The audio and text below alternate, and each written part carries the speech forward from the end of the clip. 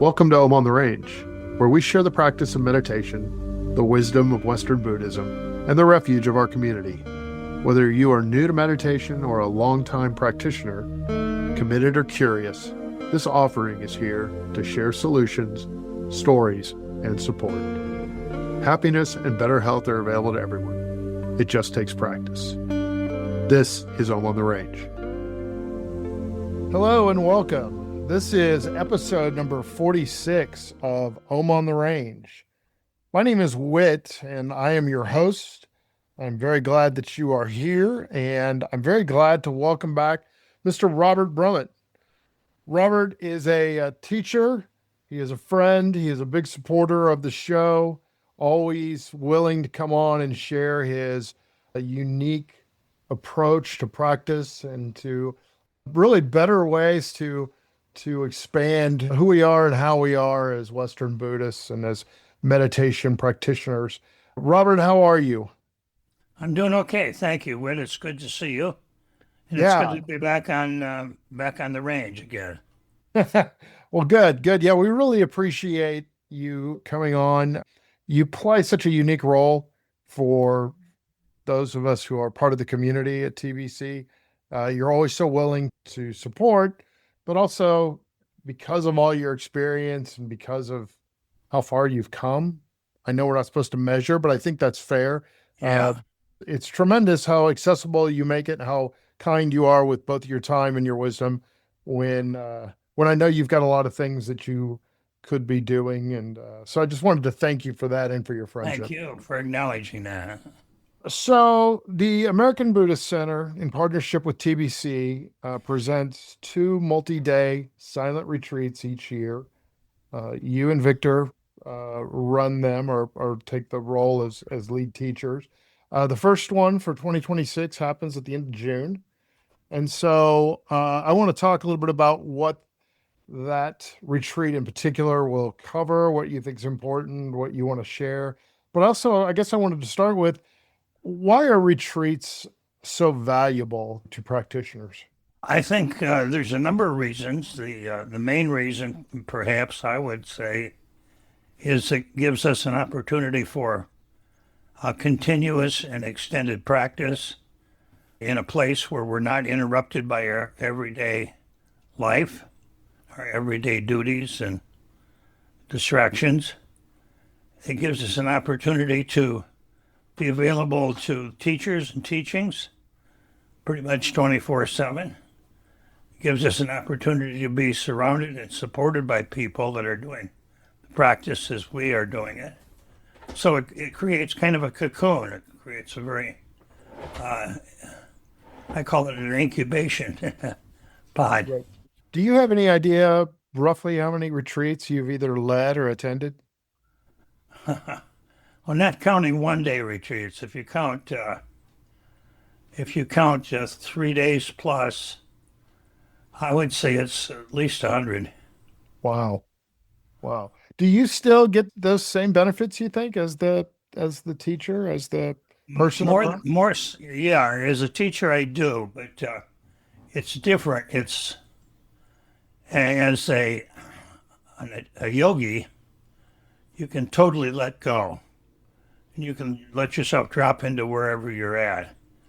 You can do that up to a point as a teacher, but you still have to remember you're functioning as a teacher, and you've got an obligation and responsibilities in that regard. Wow. So what inspired this year's retreat theme regarding life's transitions and change? Victor and I always kick it around ahead of time, and we look at a number of options, and we see that the one thing in common is that everything is changing. Everything is changing. It's not only changing, but it's changing in a very incredibly deep and radical way. So I think that's probably the quickest answer I could give. Change is always occurring, but I think now we're facing changes that are, existential changes in so very many ways. I think that's certainly fair. It certainly feels like there is some of those, I don't know, traditional, firm things in our life that we could count on that seem to be deteriorating or changing. Yeah, So, yeah, exactly. I certainly think people feel that more. I think it's also interesting. I'm gonna take it back a step, but when you were talking about the value of a meditative or a retreat, I was thinking of the first time that I attended a multi-day retreat. I don't know that I even caught on to what the theme was, not because it wasn't shared in a clear manner, but because I just remember I was trying so hard to execute what goes on in a retreat. I wanted to, Sure. where do I sit? Can I do 30 minutes, an hour for 6 or 7 hours or whatever it was? And, it's funny how you strive as a beginner to want to fit in and to do it correctly. And then after you do it once or twice, you start to realize that, hey, there is no correct way. There's nothing to be afraid of, or it's not that type of thing. But I just recall that it was a great opportunity and I learned so much, but I don't know that I learned anything in terms of what the theme was. I just remember kind of white knuckling my way through it. Sure. So, Quite uh, honestly, the theme, I think, is of any retreat is very much secondary to the primary practice. I okay. mean, whether we call it transitions or something else, the practice is basically the same. The teachings are basically the same. The theme is sort of something to give it a little bit of a flavor and a tone. So you were talking about that theme this time, and I think it's so interesting again because there's so many things going on and there's so much uncertainty, and maybe Yeah, there's always a lot of uncertainty in life, but it just feels more pronounced, probably because we get updates and new information so quickly. What do you think, though, that those opportunities are so powerful in terms of spiritual awakening? well, I think normal times, whatever the hell normal times are, they're just times that were different. We had this kind of, we could live in this niche. We could live with certain assumptions. We could live with certain worldviews that were not disrupted, that were not challenged, that fit into our particular perspective of life. Now, just about everything we believe in or take for granted is being challenged.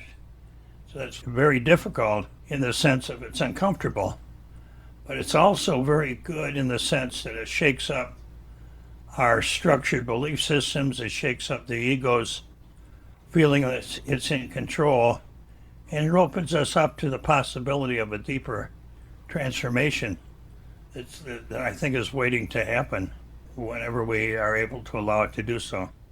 Yeah, I think there's also, and this may not fit to your point, but I also think that people have more of a longing, which may not necessarily be the right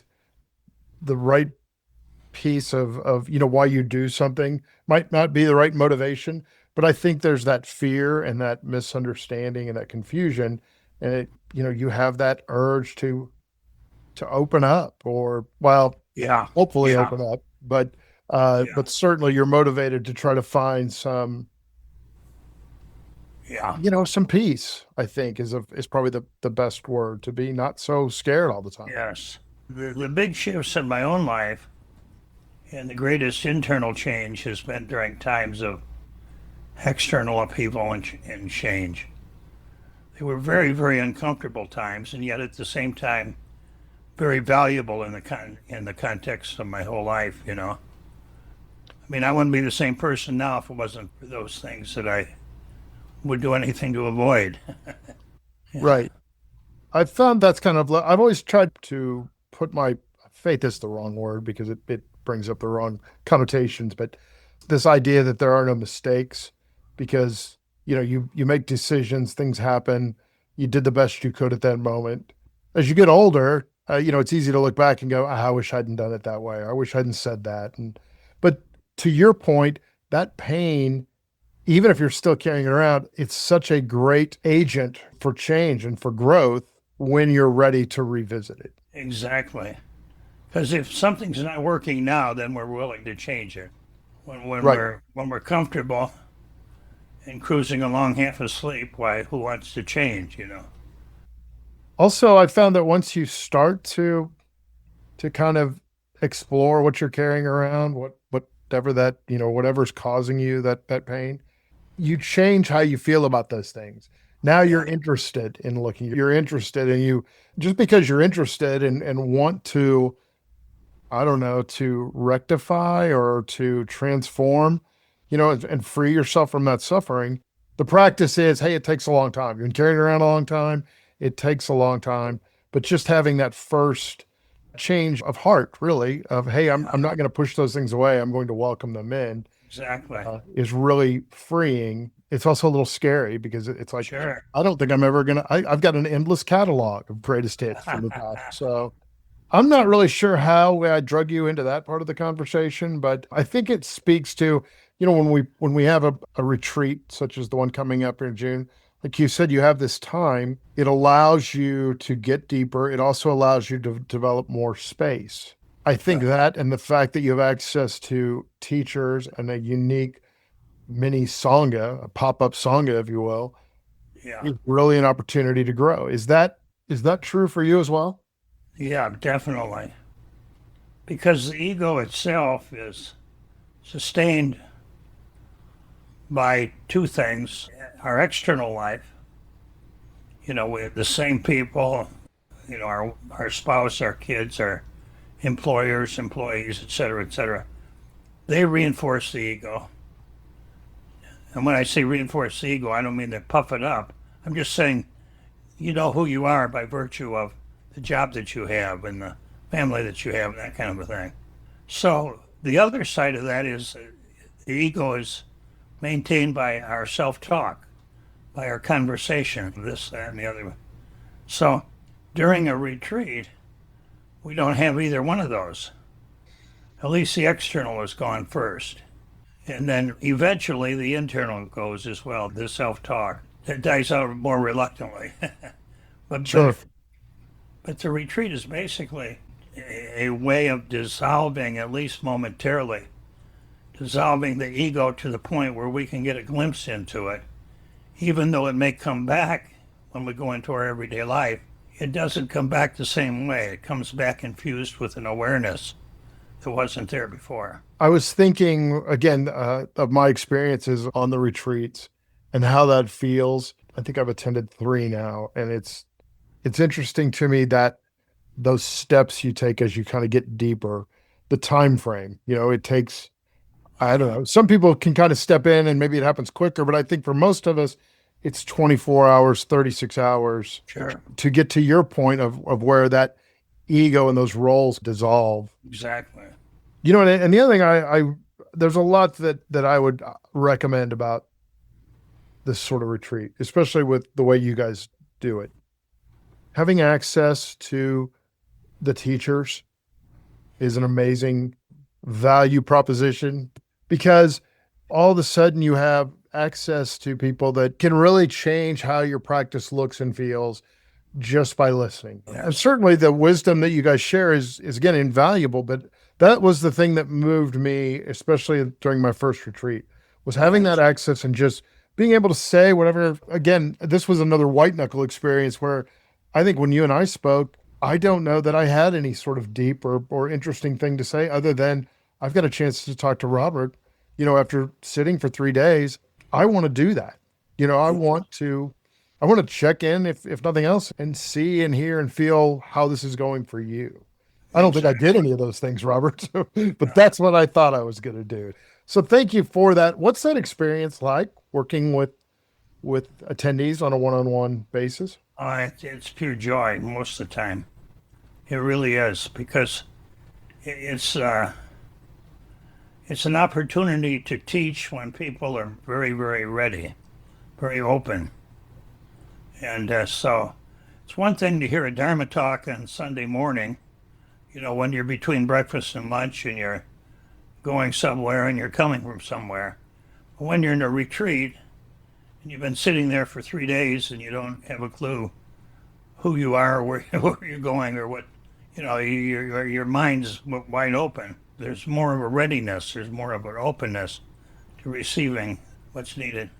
So for you, and I'm going to ask you to put aside the fact that you've been doing this for a while.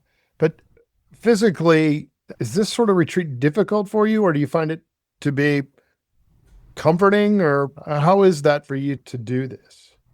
It's difficult for me now because of my physical limitations. It's not difficult from a mental point of view or spirit. In fact, I welcome it. Very nurturing and very holding. And teaching can be pretty exhausting because as you know, our retreats are like from early morning till late at night. And as time goes on, there are more and more needs and challenges and crises show up. But that notwithstanding, the retreat itself is a wonderful opportunity, really. What is difficult for me, and Victor's very good about this. He covers for me if I have to sit down and if I have to lie down and rest my back or take a nap in the afternoon or something like that, because of this 85-year-old body with a number of ailments is not able to sit still for 16 hours a day like I used to be able to do, Yeah, I will tell you though that it's a very positive experience to watch you work a retreat. Because again, I understand that you're dealing with your age and whatever the ailments are. When we get to spend that kind of time together, and it's not just you, but you're the easiest one to talk to because one, you're on this podcast right now, and two, you're up front actually leading the thing. But it's fun to watch you grow into it and really shepherd through what we're talking about, whether we stay on track or not. I love to watch you read the room and how you understand where the group is and what it needs to hear at a certain moment. Yeah. And I'm guessing that's experience, obviously, but also that's got to be just the heart that you possess in order to have that kind of love to be able to do that. Yeah. I think part of that is innate. I'm intuitive by nature. I think part of it is I've been a teacher and a minister for many, many years. And you can read the energy of the room, and sometimes you need to say, okay, let's stand up and take some deep breaths and stretch a little bit, Maybe other times when we say, okay, let's breathe and come back home to ourselves, when the energy starts to go this way. How interesting is it for you to get to know the group? Because they're it's like a team in that, they're never going to be together again, at least probably not. That would be pretty odd. So, you have these people right here, right now in this spot. How unique are each one? And how long does it take you to kind of get a read for it or on the group? Yeah, it's a good question. Usually, depending on the size of the group, I would say it takes 2-3 days at least. And if I have an individual interview with somebody, and I have more and more of those as time goes on, I know the background of a lot of people. If they ask a question or if they're struggling, I kind of know what's behind the upfront question. Yeah, it takes a few days, but for most of the groups we work with, they're 20, 25 people typically. The retreats I used to go to at Spirit Rock and Insight Meditation Society, well, they typically have 100 or more people, those retreats. So teachers, it's much more difficult, I would think, for the teachers to really get a feel the way you can with 15 or 20 people. Yeah, I could see that. I think you also would have to be a lot more committed to schedule and procedures because it's just a lot of people. And, I always enjoy getting to know the group when I've attended the retreats. You never know who or how they're going to go, other than everybody's going to kind of go through the same thing in that it's going to take them a little while, but they're going to break down in the best possible use of that term. They're going to get more relaxed. They're going to get more real. They're going to give up some of that ego and some of those roles. Yeah. And also, even with people that go through some, whether it's emotional or whatever comes up for them that maybe is difficult at the time, everyone they feel that they're getting, I'm going to say better. Again, I know that's the wrong word, but they feel that growth, whatever they're going through, whether it's it's light and easy or whether it's heavy and had to cry my way through it, everybody at some point starts to really feel the value. And I think it's interesting also because that happens and we all get to be a part of it and we kind of grow closer, but then we're also supposed to not talk. And so it's always interesting because it's like, what you really want to do is sit down and talk your way through it and, kind of celebrate. And it's like, well, what's the value of having the silent retreat? Having it silent versus talking? Yeah, especially for this group, for 20, 23 people, what's the... Yeah. Well, I would say once again, it's because the way that we typically construct our identity is through our relationships. And so I'm one person when I'm just watching my breath, but if I'm talking to you, the personality tends to coalesce. It's like I have to form a self. There's no self on the cushion. To talk to you, there has to be somebody here to talk. So that self has to arise. That's really well put. It's really easy to understand as well. Again, from a practitioner, it was like, well, of course you want it to be silent. It's another way to keep, just like you said, to keep the personality and the ego a little more in check and to keep us aware if that's what we're doing. Yes, exactly. It's not really defeating anything, but it's noticing and developing an awareness. Yeah. I always think it's interesting when I've attended your retreats that when the group starts to get a little more loose, you'll point out, hey, it's important. This is a silent retreat and we want to stay dedicated to that. But I've also noticed that when the group is pretty heavy and you're not opposed to lightening the mood. And exactly, yeah. I think that's amazing how well you can work those two guardrails. Yes, it's kind of a balancing act, and it's part of that is the right effort. That's one thing, is not getting too much effort because you don't want everybody striving. And on the other, if you don't get enough effort, why? People are just going to be napping their way through the retreat. So there's a sense of applying efforts when it's needed and then letting up and giving support when it's not needed. And it's the same way with any kind of teaching. There's the energy of effort versus relaxing, so to speak. There's also the energy of when to support somebody where they're at, vis-a-vis when to challenge them. And particularly in one-on-one, if somebody shows up and says, this is a great retreat, nothing, I've had no problems, whatever, and I'm just cruising and snoozing and having a good old time. There's a little light goes off inside my head and says, well, let's see if that's true, Not that I'm trying to hurt anybody, but I don't want you to get too comfortable. I want you to be comfortable, not too comfortable. Yeah. I think that's one of those great examples of the middle way. It's like, hey, let's not forget what we're doing here. Exactly. The work matters, and you don't have to suffer. Exactly. It's very difficult because I think Westerners, especially, like you said, we strive. We're gonna nose to the grindstone, and if it takes me 3 days, and by God, I'm gonna be enlightened. And it's like, well, that's right. It's a trip. It's not really a destination. Yes. Any particular stories or memories from past retreats you want to share? In terms of teachings or in terms of... just anything that I was just curious with your experience. There's always something going on, it seems like. There's room for anything in a retreat in terms of whatever shows up for people.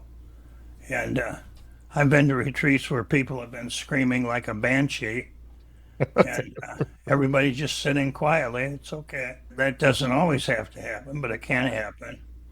Oh, probably the most memorable retreat was one I went to with Jack Kornfield, who's my mentor. I hadn't been with Jack for several days, so I was really happy to be with him in a retreat. Sitting front row center, first thing in the morning, 5 o'clock in the morning, he's sitting up there, ready to ring the bell. He rings the bell, and then he falls over backwards. Oh my gosh. Somebody said later, they said, if he's dead, I want my money back. If he's dead. I thought, my God, I didn't know what was going on. It scared me, Right. First day of the retreat. Actually, it turned out he He was okay. He fainted because he was just coming off of a lengthy illness, and so Oh, he was a little disoriented. But he did bang his head pretty hard. He was out cold. That's the first time I've ever seen that happen. that's the best Jack Cornfield story I've ever heard. I was going to say, I hope it doesn't happen again for him, but he took it in stride. He's very good. Well, that's part of that, right? If you're going to be up leading and sharing and you're doing it sincerely, it's much easier to bounce back from those little setbacks, I would think. Yes. What was so interesting was when he did come back into consciousness, he came back noting what his experience was. Wow. He said, I see faces, I hear voices, there's a pain in the back of my head, I feel my body on the cushion. He came out of unconsciousness doing the practice just like that. That's amazing. So that was quite a teaching in itself. Yeah, it's such a practical application to that keeping awareness up front and Yes, not yes. getting lost in the story, including Yes. when when the story's pretty Yeah. dramatic. Exactly, yeah. And his practice was so deep that even though he was unconscious and just coming out of it, the first thing that kicked in was his practice. Before the ego kicked in, the practice kicked in. So I see faces, he didn't say, what the hell happened? So what I would have done was, what the hell happened, Who mugged me, And that's so interesting that it's kind of the value of the practice in that the more awareness you develop and the more you can stay in the moment, because we hear about that and we say it all the time, that you can overcome fear, quite frankly, and Yes. and really put your best foot forward. Again, bad choice of words, but you really do Sure. this is the best way I can show up in this moment, whether it's on this podcast or leading a retreat or right after I pass out. Right. It doesn't right. matter what happened. I'm still going to be this because this is Yes. the best way to be. This is the best version of me. This is how I want to live. And this is how I was designed to live. Exactly. Um, Each moment I ask the question, what am I aware of? What's my intentionality? Why am I here? What's my intention? If I'm speaking to you, I have an intention for speaking to you. Along with that intention is an awareness. Hopefully that awareness is supporting the intention and vice versa. Because if my mind is going over here, I may have the intention, but it's not being supported by my words, by my presence, you see. So just bringing those back together again and again. wow. That is an amazing story. I'm so glad that we got that worked in. Because, Yeah, that's unique. There are probably not too many people who could tell that story. no, and hopefully Spirit Rock and Jack Cornfield won't sue us later. That would be very un-Buddhist of them. Yeah, But yeah. we'll take our chances on that. I know that we've talked before as you come out of a retreat about how you want to be careful kind of working yourself back into regular life. Do you Yeah. feel that as well when you leave the retreat? I do now for myself. I'm not working full time like I was before, so it's a little bit easier. I'm a little more in control of my own schedule. But when I was working, why? Sometimes I discover that I'd be back at work on Monday morning, needing to make decisions like that. After 10 days of just the biggest decision I had to make was what kind of tea I was going to drink in the morning. And that was the only decision I had to make, or what shirt to put on or something, Otherwise, you're just doing the practice. But when you get into the everyday life, you got to decide, you got to make choices, you got to respond, you got to show up. And that can be real challenging. So I always tell people, give yourself a day or two, if you can, after a retreat, just to enter back into the world a little more gently. We are just about to the end of our time, but I wanted to ask you, what do you hope participants will get from this 3-day retreat? I hope they let go of a lot. And I hope to realize they don't need to get anything. And just Okay. realize that what I think I know maybe I'm not quite so sure of after all. And when I let go of what I think I know, then what I truly know shows up. There's a Joseph Campbell quote that I love very much. It's, when we're willing to let go of the life we planned, then we're ready to live the life that's waiting for us. And so I think that's really the work, is to, we're there to let go, and then the life that's waiting for us, I don't know what that is. Only the individual can let that unfold themselves, you know. Right. It's like sowing a seed and letting it. I feel like if there was a mathematical equation for Buddhism, it would be, and this isn't even an equation, by the way, but it's addition by subtraction. And Yes. That's Multiplication by subtraction, I think. Yeah, I should have let you come up with that. I don't know why I thought I should tackle math on this. Robert, thank you so much for being on the show and being such a great teacher and such a great friend. I really appreciate you, and all of us appreciate all the time and the wisdom that you share. Thank you so much. Thank you, Whit. It's a joy to be here, and I always enjoy hanging out here with you.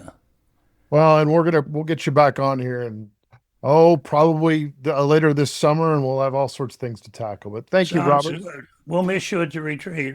Yeah, I'll be there in spirit if that's possible at a Buddhist retreat. Well, I was just going to say, I just want to thank everyone for listening and remind you that you can find us on Spotify and YouTube, as well as the TBC Discord page and the TBC Facebook page, and I believe their website as well. You can also leave comments on any of those platforms, or you can email us at omontheRangePodcast@gmail.com. This is Whit signing off from Home on the Range, episode number 46, wishing you happy trails. Thanks to our Home on the Range production team for making this program possible, and to Mr. Brad Athey for composing and performing the original music. And to you, our listeners, thank you for being a part of this journey as we explore meditation, Western Buddhism, and the path towards a happier, healthier life. Remember, less suffering and more joy are available to everyone. It just takes practice. Until next time, stay grounded, stay kind, and keep finding peace in the simple, practical things. For all of us here at Home on the Range, happy trails.